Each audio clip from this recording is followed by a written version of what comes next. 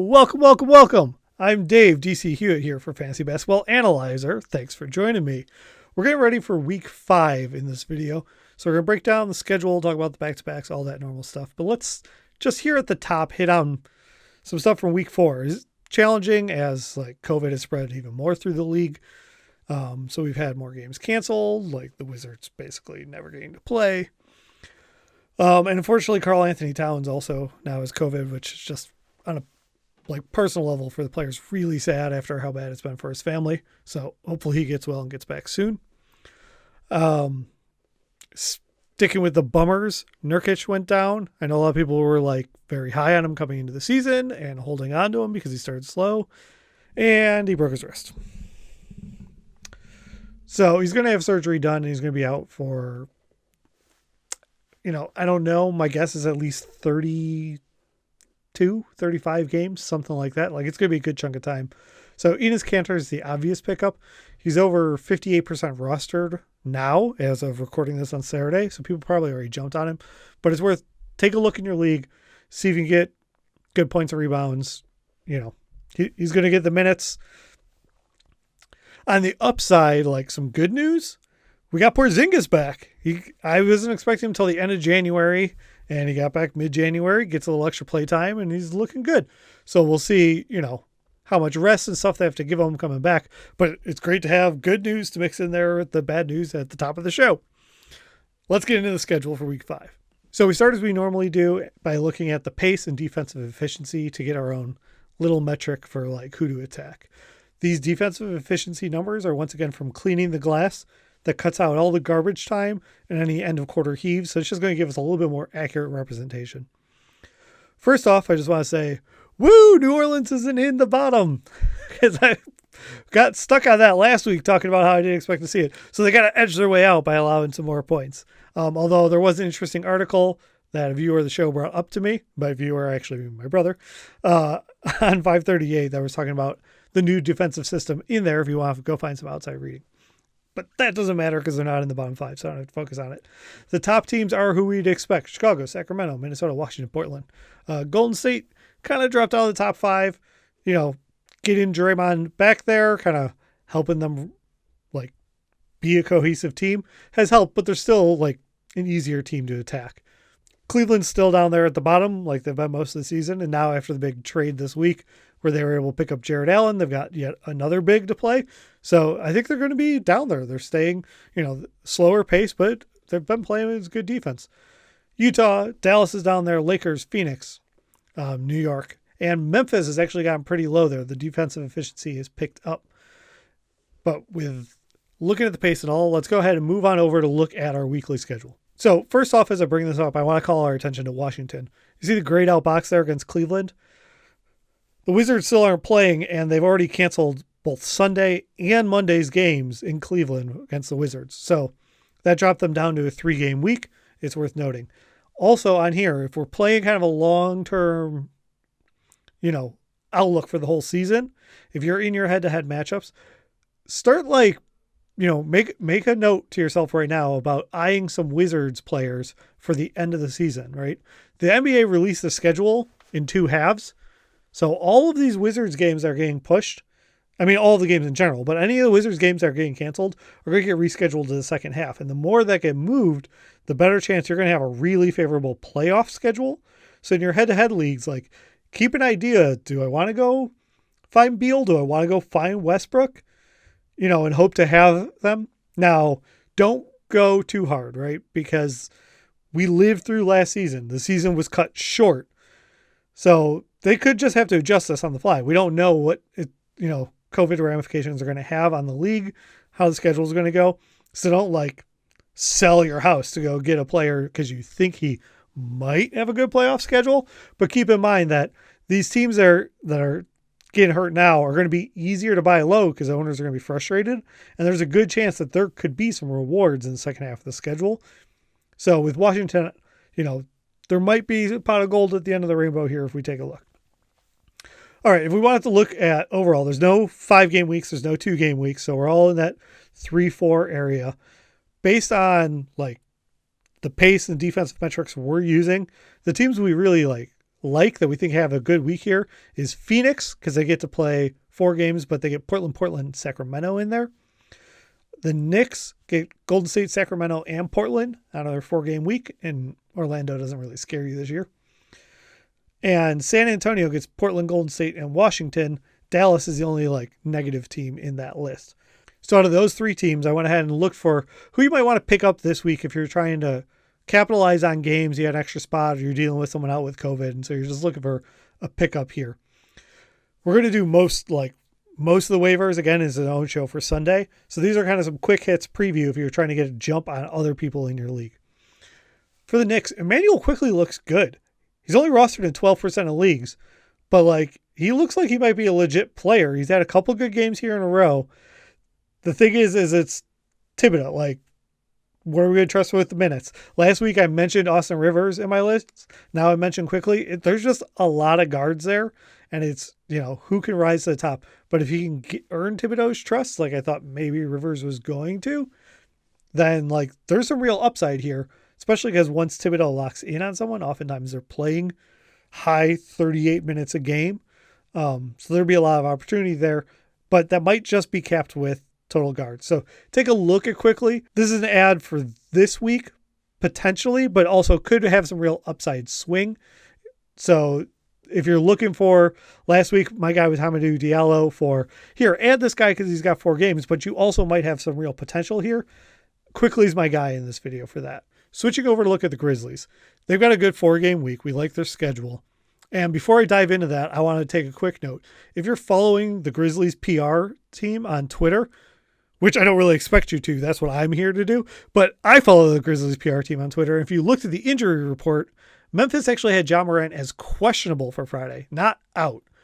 Now, I don't want to put the cart before the horse and just mean he's automatically playing, but if you dive in and look at the actual NBA injury reports, it's the same way. He's not out like Triple J is with his ankle. Triple J's out with the knee injury. Ja was out with the knee injury. Now he's questionable. So do we get to see him back this week? We hopefully get to have him at least practicing this week. Keep in mind, Ja Morant is closer than expected timeline-wise. Don't go nuts over it. And really my bigger feedback from that, because Ja's owned everywhere, is that Tyus Jones, his life as a fantasy player, might kind of be over. Right now, he's a top 100 player since Ja went out. If you can use the numbers from the last 14-day averages or something and try and sell on Ja or sell on Tyus Jones before Ja returns, now's the time. I don't really expect you to get anything for him, but maybe you can put him in as a throw-in into a different deal, or a great option, try and sell him to the Ja owner if you don't have Ja. Sell him there so that they have backup in case the injury flares back up. So just try and include him as a sweetener because he's probably going to be a cut for you. Or just, watch and be ready to cut Tyus Jones and make a move for someone else. If you are looking for someone to play this week with the 4 games, I look at Melton. He's not going to light the world on fire for it, but he's going to get you a 3. He's going to get you a steal and at least 10 points. You can count on that. So it's just a pure utility guard play. If you're in the daily change leagues, you go ahead, pick him up. You might be able to get him in there, especially if you're dealing with someone out because of COVID. But it's not a long-term, there's not a high ceiling here. The third team on a list that we were looking at for having a good schedule is San Antonio. There's not a lot to add here. You can add Patty Mills. It's not going to be great. You're going to get what you're kind of expecting from him, which is just fine. I own him in some leagues, but I'm not saying, oh boy, just because I get Portland and Washington, he's going to have a great game. If I was looking for someone to add to take advantage of the Spurs schedule, I think it's Lonnie Walker. He's rostered in 41% of leagues, so he should be, available enough. It's under 50%, but it's not as much as Quickley, who's only 12%. But on Lonnie Walker's last 3 games, 25 points, 24 points, 16 points. He also had at least 3 threes in each of those games. So if you're looking for a shooting guard, small forwards, pretty hard. The shooting guard, small forwards, maybe the hardest spot to get reliable contributions in fantasy. So getting to pick him up right now could be advantageous, and he's got a solid week, so I would give Lonnie Walker a look. I'm going to switch over to the back-to-backs just so the graphics are up so you can check them out. But I still want to keep talking about some interesting rhythms of the schedule here. So if you're in daily change leagues, you're going to want to look to attack Tuesday and Thursday for your streamers. They have by far less games. And if we really want to capitalize it, what you're looking at is New Orleans and Utah. Those two teams play both Tuesday and Thursday when there's almost no games at all. There's only 2 games and 3 games respectively. And they play each other both times. Both those teams only have 3 games, so you're not going to get a ton of games out of them. But because they play on the lower days in your daily change leagues, you're probably going to get more use out of them than some of the other guys I named. So if we're looking at New Orleans, the obvious add is Nickeil Alexander-Walker. He got to start the other night and went nuts. 37 points, 8 rebounds. He kept the start the next night, but only got 12 points, 3 rebounds. So they were good games. I really like him. I've liked him as a player. In fact, if you happen to be subscribed to the show way back when I started this last year, and if you were, thank you. In my very first, check the waiver for the whole season, Nickeil Alexander-Walker was on that first list of maybe he'll make a little noise, of rookie under the radar. So I really like him as a player. So I think now's the time to go grab him. He's rostered in 20% of leagues, so 80% of you can go out and get him. He's not going to do 37 and 8, right? We're not counting on that career high. We also are hoping for a little more than that 12 and 3. But what's great is he's also shooting 62% in both of those games. So if he keeps that up, getting you at least 2 threes a game and shooting over 60% in your categories league, that'll be really helpful. And you get to play him a lot this week.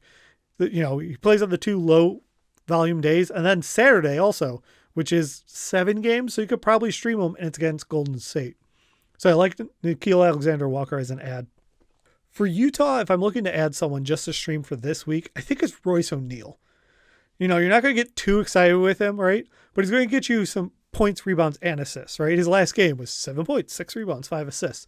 So if you get a power forward that's contributing in all of those places and hopefully not hurting you too much, he rarely even takes a free throw. So he's not going to kill you at your free throw percentages if you're playing a category league. I think he's worth a look. He's going to hurt your overall points if you're looking at averages, but we're talking daily streamers. You're going to get to play him when no one else is available. So you're going to be able to plug him right in. And I think he's worth a look. He's only rostered in 22% of leagues. So if you can grab him now before other people, it's worth a shot. I'm not going to cut anyone I really like for him, but if you could plug and play him in, you want to get on it now and then, ditch him by Thursday. He gets a good matchup on Saturday against Minnesota, but if someone more exciting is available, you don't have to hang on to Royce. Besides the streamers, we've got the normal back-to-back things we want to take a look at. Houston, do they have a back-to-back? Because they got John Wall, and he's probably going to rest. Yes, they do. Also, worth noting, and I'll come up in the waiver show later, but might as well because of the big trade.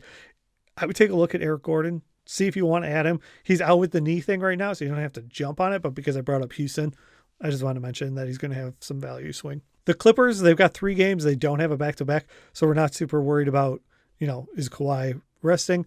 Brooklyn's another team we always want to track with that. They do have a back-to-back, Cleveland and Miami, later in the week.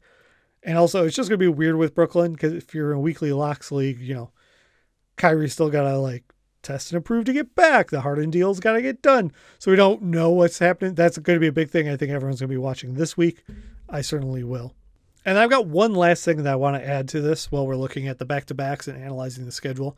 Make a little note, back of your mind. Don't make any moves based on this yet. But if we're looking at the back-to-backs, if you look at Indiana, I've got that Toronto game on Sunday flagged as a back-to-back. And then Memphis, they're playing Sacramento.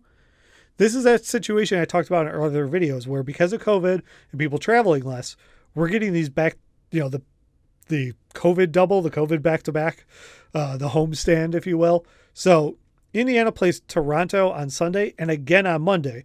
And while Toronto wasn't in one of the teams we highlighted green for teams you wanted to attack, they were the very next one on the list beneath the Warriors. So it's a good matchup, and you get a back-to-back Sunday, Monday. So if you got a little extra waiver move this week, and there's no one you're trying to pick up and capitalize on this week, go ahead and look ahead. Use one of this week's waivers to try and burn that. Pick up someone from Indiana, or Memphis gets to play Sacramento on that back-to-back Sunday, Monday. So just, file it away. Put a Post-it note on your desk or whatever. When you get to Friday, there's the move you want to make to get ready for that Sunday, Monday rollover. And with that, we're done with this video. I'll be back tomorrow to talk about some waiver ads, touch on the guys we've already talked about, and any news that develops. Beyond that, thanks for watching, and go out and win your week.